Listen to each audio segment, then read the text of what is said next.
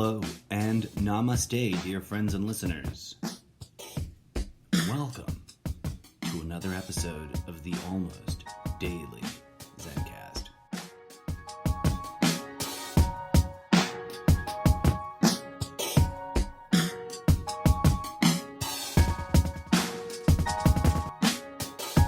On today's episode, Duality and Non-Duality.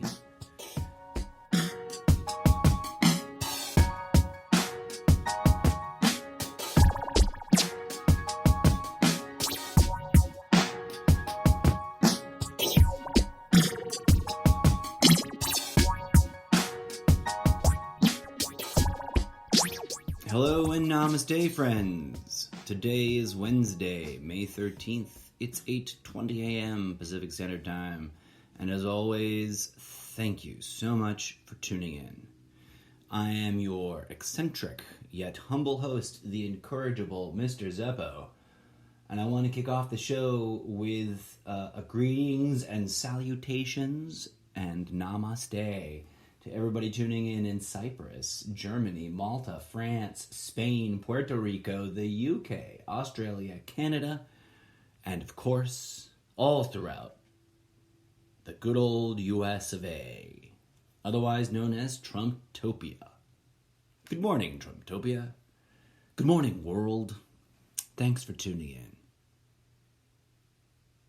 Duality and non-duality. I talk about them often. And today I felt inspired to dive into that a little bit more. Just as a sort of cleansing of the palate. Been doing a lot of talking about the current pandemic and its unfortunately ubiquitous and incessant onslaught of fear-mongering and engineered divisions. Been talking a lot about the slow creep towards Trumptopian thinking here at the national level of this great place I am residing in, and I wanted to come at the whole thing from the other direction. This podcast is about the intersection of politics, society, culture, and transcendental spiritualism. I sort of lament having to use those words because this isn't some projection or imposition of some brand of religion or spiritual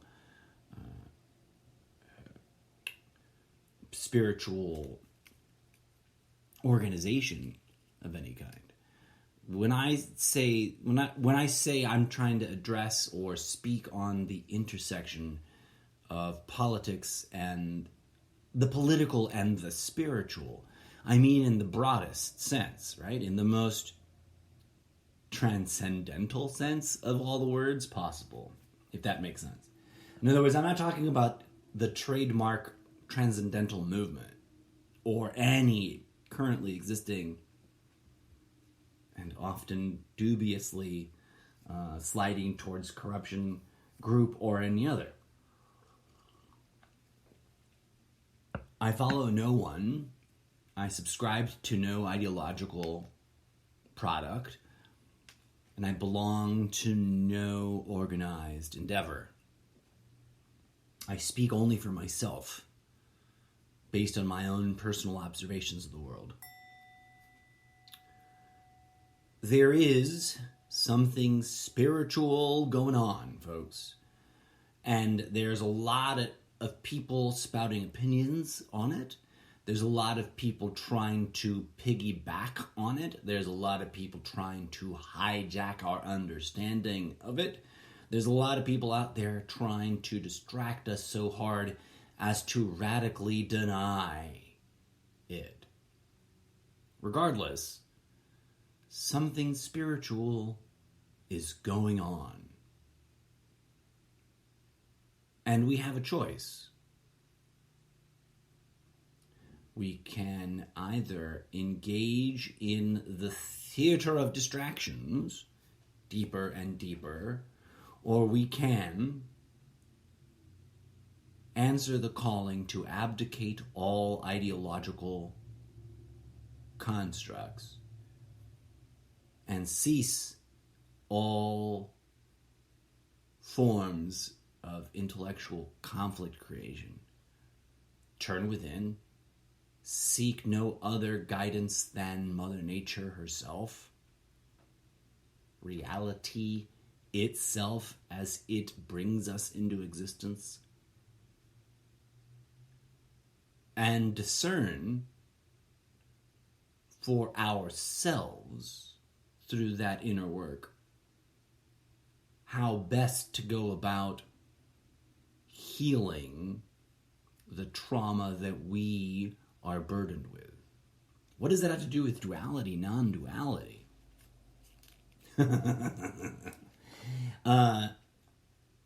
We exist in a place that is both of those things co-creating each other.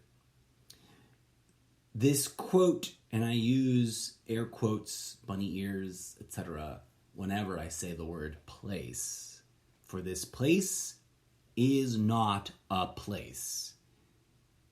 Places are a collection of inanimate objects. This is a living, holographic, fractal energy entity. And the place within which we reside in it is the womb. Now we could spend a whole episode talking about just that. In this living, holographic, fractal, dream-like womb, we exist precariously balanced at the nexus of the interaction between duality and non-duality. That is my humble understanding of things after years, a lifetime's worth of questioning and doubting and assessing and discerning. I could be wrong. I, for clarity, have never claimed to know an absolute truth superior to anyone else's. I have often thrown out the notion of absolute truth being impossible. Therefore, I cannot be clinging to some claim to knowing an absolute truth that is superior to your experience or to your understanding of the truth. For there to be an absolute truth to cling to, we would need to reside in a place in which only duality was true.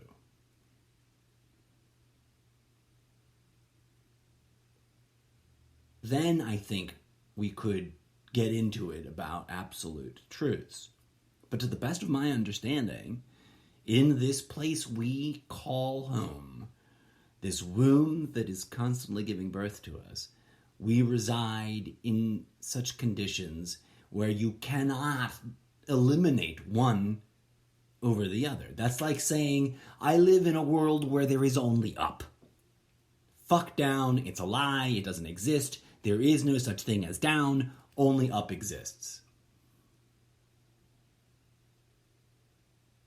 Now, we don't need to be doctorates or PhDs in physics to understand that that doesn't make any fucking sense, right? Like, you cannot have only up or down. That's like only having left and just fuck all with right. It doesn't exist. Not possible. More importantly, all four of these things, with quotes, air quotes, bunny ears, are not objects, right? And yet, we casually allow our language to treat them as objects. That's our mistake, folks. That's what's gone wrong. We have, through negligence or conspiracy to self-oppress, we have neglected the tangible comprehension of our place between those two co-creating dichotomies, these two polar extremes that mutually arise.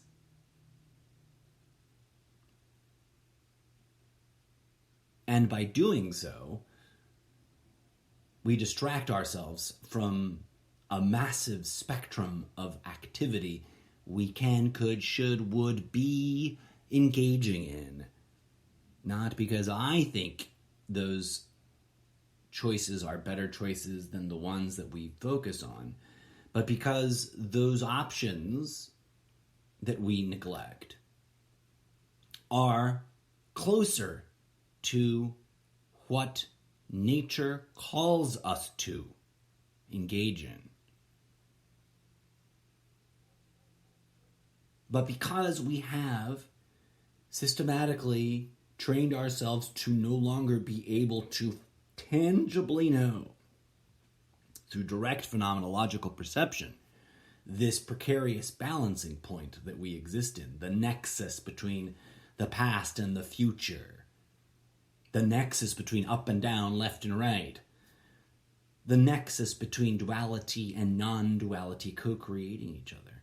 Because we have conditioned ourselves to blinder ourselves and each other to that phenomena, to the nature of our reality as it is more fully in reality, right?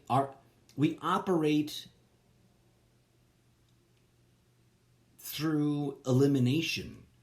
We have created a system of thinking that denies us access to our own birthright.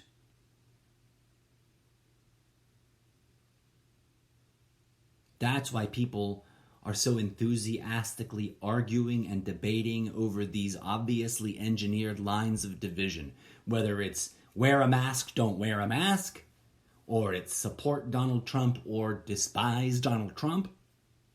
They are engineered conflict machines of Maya. I have a social media friend that is simultaneously someone who self-identifies as spiritual and someone who self-identifies as a Q Trump believer supporter. And I pass no judgment on this individual or anyone else. But my calling, the path I was invited to walk, requires me to ask these questions of individuals, especially those who sit in that interesting quadrant of self-identification.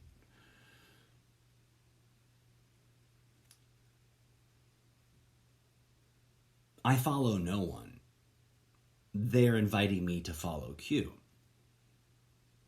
And I ask them questions regarding how it is they can claim a spiritual perspective and yet be so deeply involved in immersing themselves in Maya, illusion, matrix. They seem to have a rationale, but I cannot comprehend it.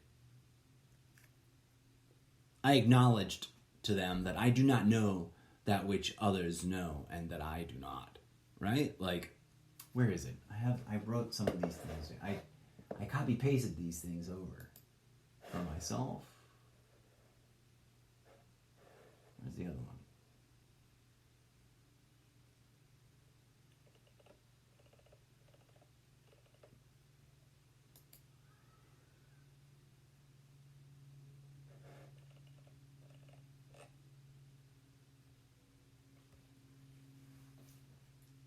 I try to clarify for this friend of mine that, in my humble opinion, none of the problems that we face here and here is this place, this living womb, this dream-like incubator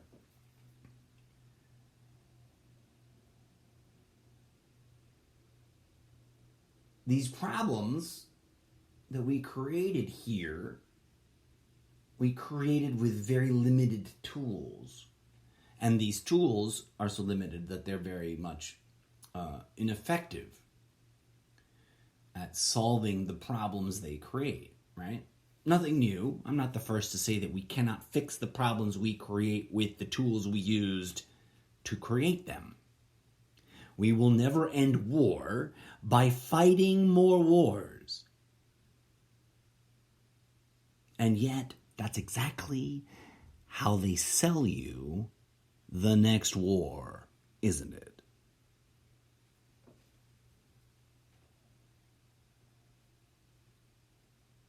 I have to concede here that there are many layers and varieties of matrix. This thing we call a matrix is a matrices of matrices of matrices, right? So for clarity, I want to overtly state that I am not claiming, quote, enlightenment. Never have, for I do not believe I have achieved it. Indeed, I do not believe it is an achievement to be achieved here. Anyone running around telling you that they're enlightened is selling you a product. Now, there's nothing wrong with selling a product. I want to sell a product, especially for as long as it is a mandatory, required activity for me to be able to provide for myself. Until we transcend the need to sell each other products, I will probably have to resort to selling my own products. Or else I won't be able to, keep a roof over my head and keep myself fed, etc., etc.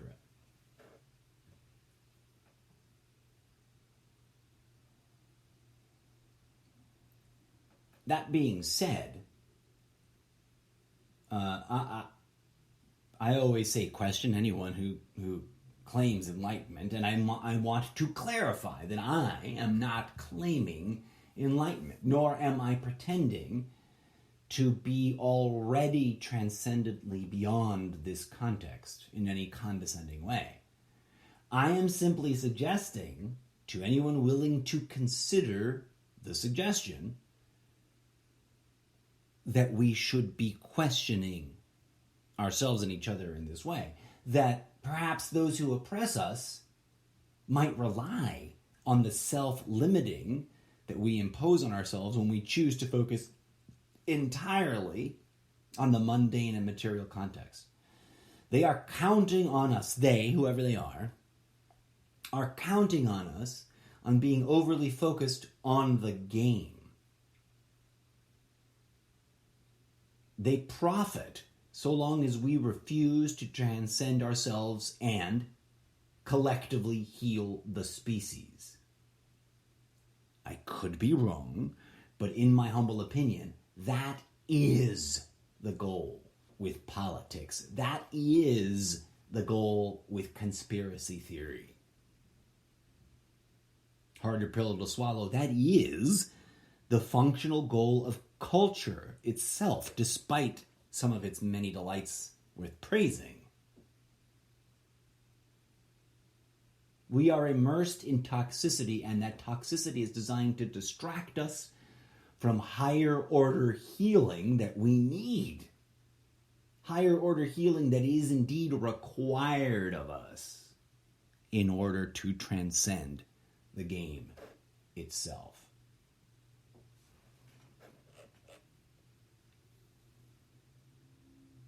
My job here is to observe non-judgmentally and to question. Not to pretend to know some secret that no one else knows, not to spit in the face of those who cannot comprehend that which I feel I can comprehend, not to argue even, although plenty of people come at me with the argumentation. And I will spar occasionally for entertainment's sake. But that's not my role here. That's not what I took on when I experienced the calling to choose a path to tread.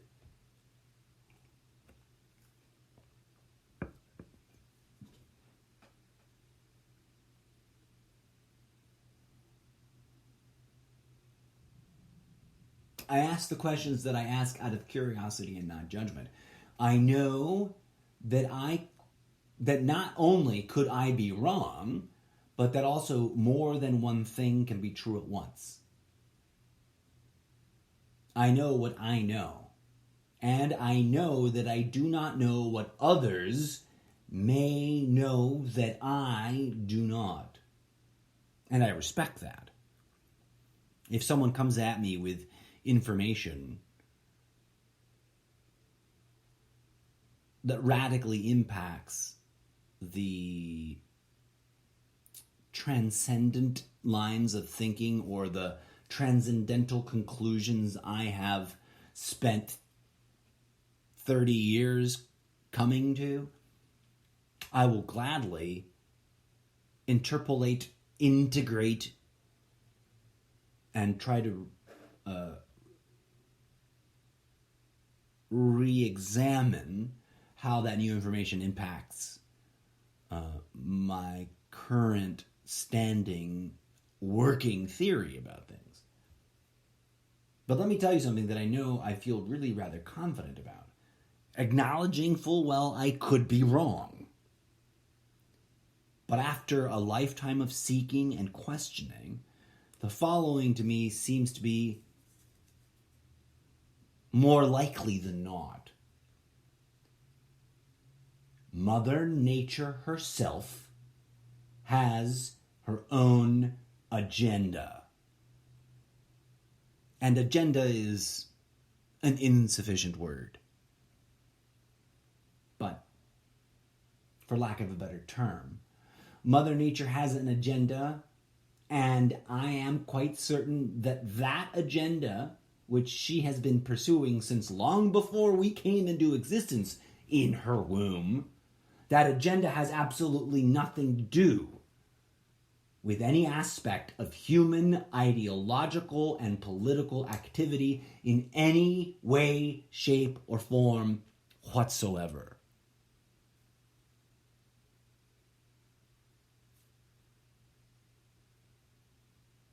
I have doubted long and doubted everything and questioned incessantly myself and all others and all things presented to me.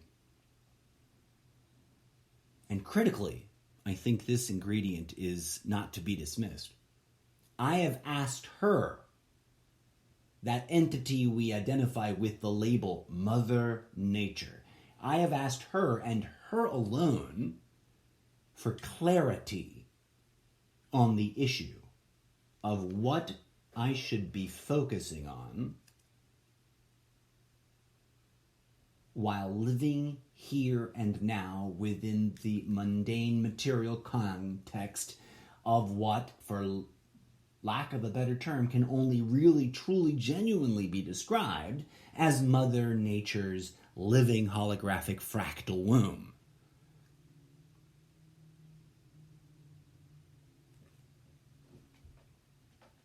I don't follow anyone.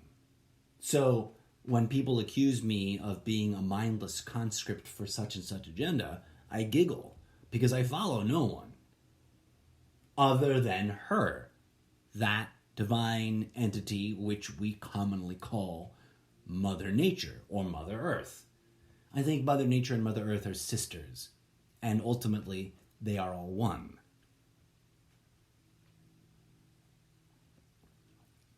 When I speak of or use the term higher authority, I mean Mother Nature herself.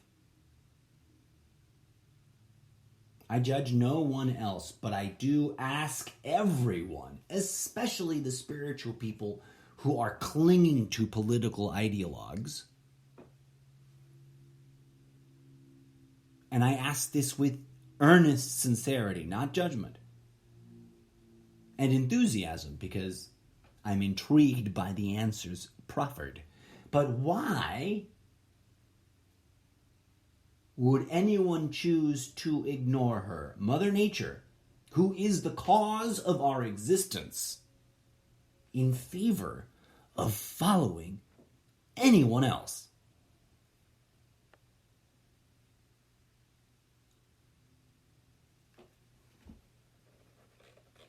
I get some really interesting answers. And I ask you that now, dear friends and listeners. Because I'm not here to get you to follow me. Because I follow no one. I share my thoughts on this and other platforms because Mother Nature has invited me to engage in that conversation that will hopefully inspire others to look within and commune with her instead of following anyone else.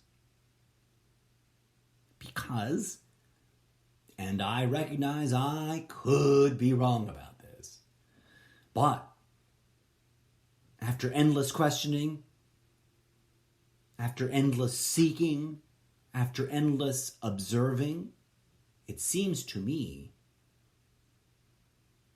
that communing with the very source of our existence is infinitely more effective than pledging our allegiance to any given human individual. That communing with Mother Nature is more effective than following anybody or any ideological product produced by anyone.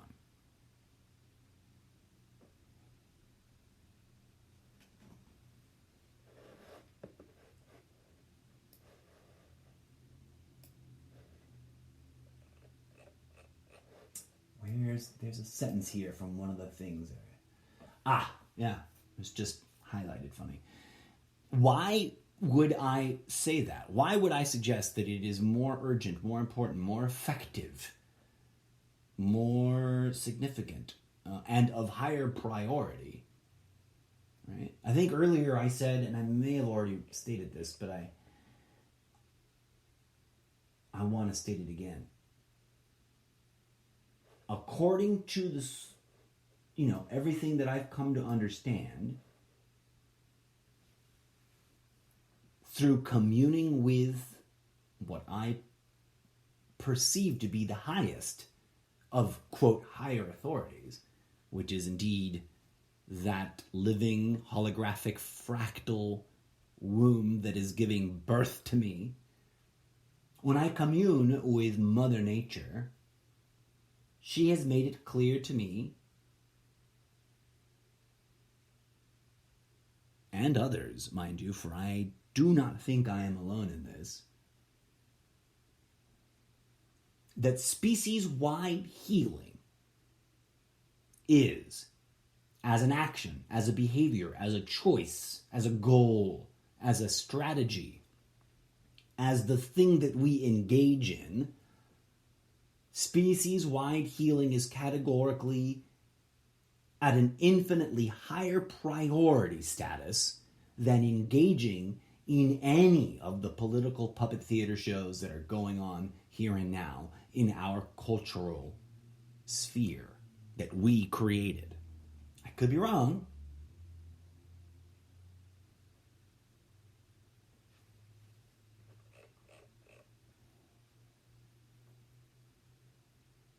But it seems to me, after years of observation, that indeed spiritual healing, communing with Mother Nature, is of a higher order of significance than arguing about politics, than participating in politics. Now, is random and irrational anarchy the answer? Of course not. Communing with Mother Nature genuinely, authentically, deeply, powerfully, and that requires work, effort, and the acceptance of some bitter truths that are painful to wrap your brain around. That's what I think is valuable. That's what I think is infinitely more important than being right, than being on the winning team, quote unquote, than than adulating and adoring any political idol. Now, does that mean doing all those other things is morally wrong? I don't think so.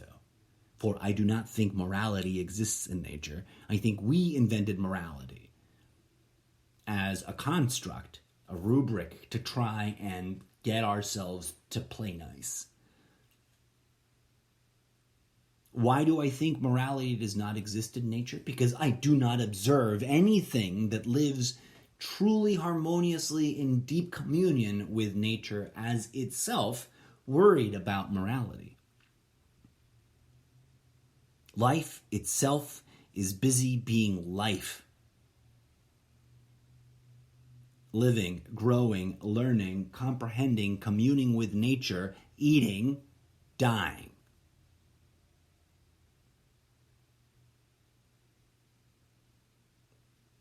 Those preoccupied with morality are usually really busy judging others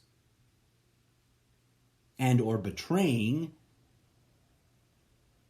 their own morality and making hypocrites of themselves. That's my observation. Now, I do not dismiss that there are some people who actually, truly, genuinely fulfill living in some righteous way through some moral constructs. Huzzah. I applaud those people. Is that more important than communing with Mother Nature herself? I don't think so. It's great if you truly live a morally upright life. Huzzah! You're better than those running around being hypocrites about it. Oh wait, the moment you position yourselves as better than, the whole thing falls apart. The house of cards tumbles down to the ground. No one is better than anyone else. I don't think. It is my humble opinion and conclusion after centuries that when it comes to the grand scale of things, it is truly all of us or none of us. And I'm not into absolutes, and that does indeed, I understand, sound like an absolutist statement.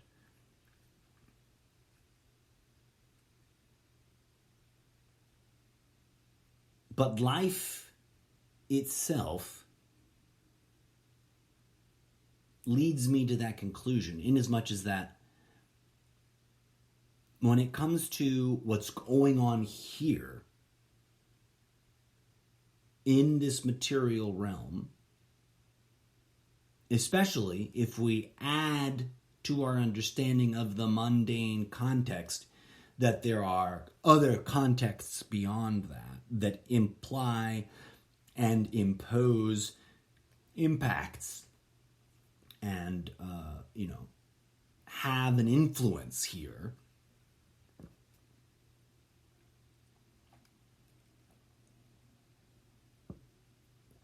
When we look at the world with a large enough perspective, we realize how petty most of the nonsense we are obsessed with really is. When we look at our world through Mother Nature's eyes, we comprehend what a waste of time political action really is. Now, I get it. There's a lot of people wrapped up in the fight for what is right. And I've addressed that in depth quite a few times. There are a lot of people wrapped up in the admirable passion of standing up for others. And I'm not saying that that's wrong or a waste of time in and of itself. What I am saying is that there is an order of magnitude so vast between the mundane context and the surrounding layers of context that if we were to shift our focus, we would achieve more. To put it in simple terms, we will go further than we can currently imagine towards actually solving the problems that we created for ourselves if we stepped outside of the limiting bounds of the context within which we created those problems, set down the tools we used to create those problems, and invested our focus, energy, and effort in communing with those other contexts where we would have access to far more powerful tools.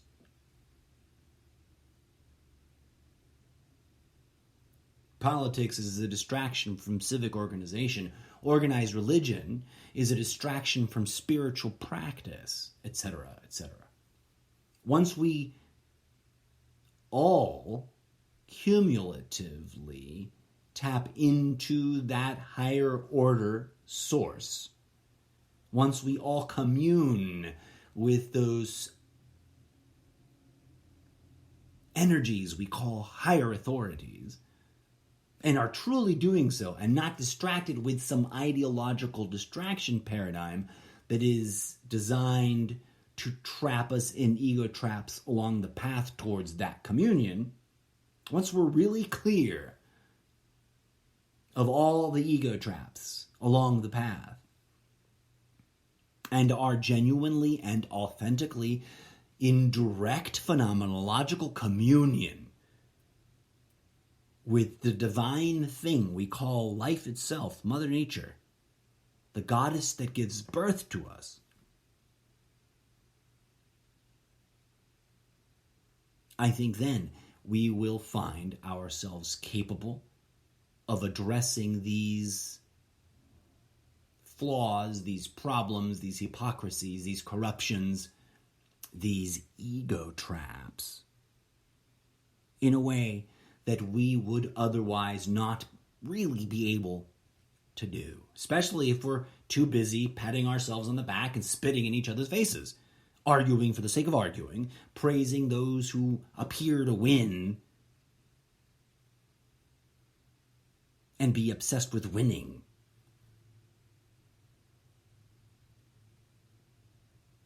So I invite you, dear friends, to question, to investigate, not to take it on blind faith that what I say is true, but to go and see if you can indeed discover what I point to deep within yourself.